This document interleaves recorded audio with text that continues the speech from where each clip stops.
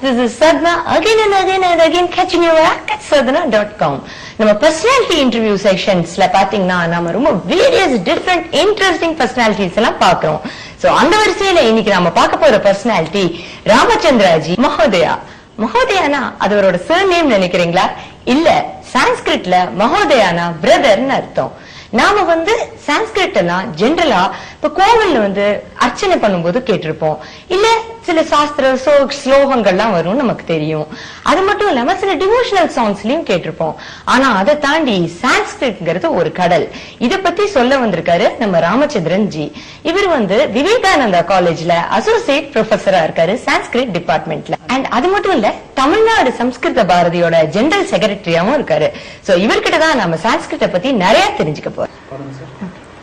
படாமி சம்ஸ்கிருதம் நித்யம் வதாமி சம்ஸ்கிருதம் சதா த்யாயாமி சம்ஸ்கிருதம் சம்யக் வந்தே சம்ஸ்கிருத மாதரம். வணக்கம் சார். நமஸ்தே. சோ இப்ப சான்ஸ்கிரிட்ங்கிறது ரொம்ப பெரிய ஓஷன், ரொம்ப ஏஷியன்ட் லாங்குவேஜ் எல்லாம் சொல்றாங்க. ஆனா இப்போ நடைமுறையில நமக்கு தெரிஞ்சது, நான் முன்னாடி சொன்ன மாதிரி நம்ம கோவில் போகும்போது அர்ச்சனைகள் பண்ணும்போது ஓகே சான்ஸ்கிரிட் லாங்குவேஜ் இருக்குன்னு தெரியும்.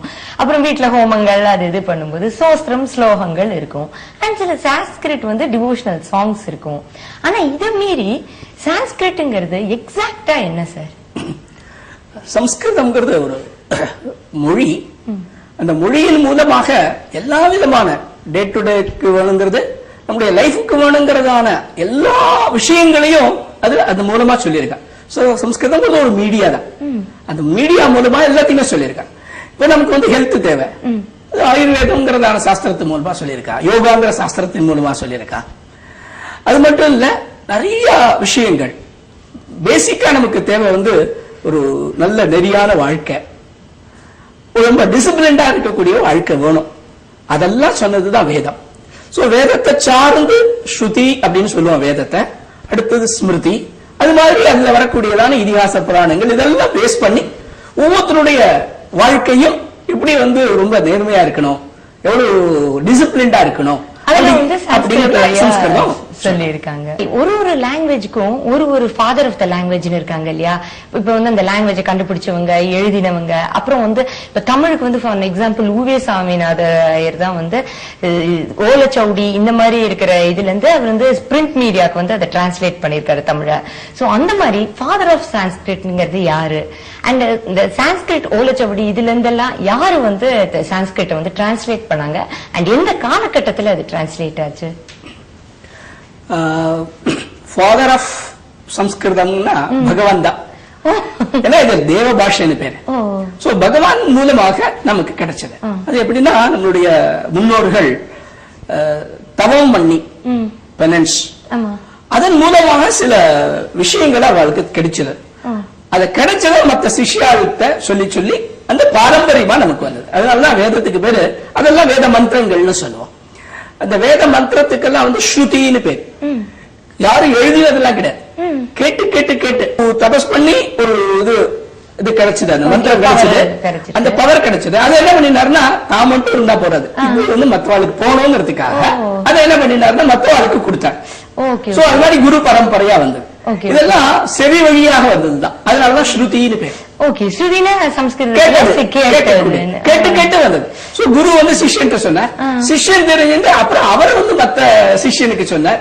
இது மாதிரி வழி வழியா ட்ரெடிஷனை காப்பாத்திருக்கா. அதனாலதான் எழுதி வச்சு பண்ண மாட்டான்.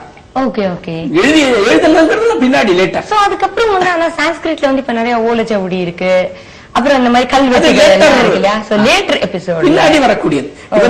சுவாமிநாதர் கூட பின்னாடி வரக்கூடியவர் தான்.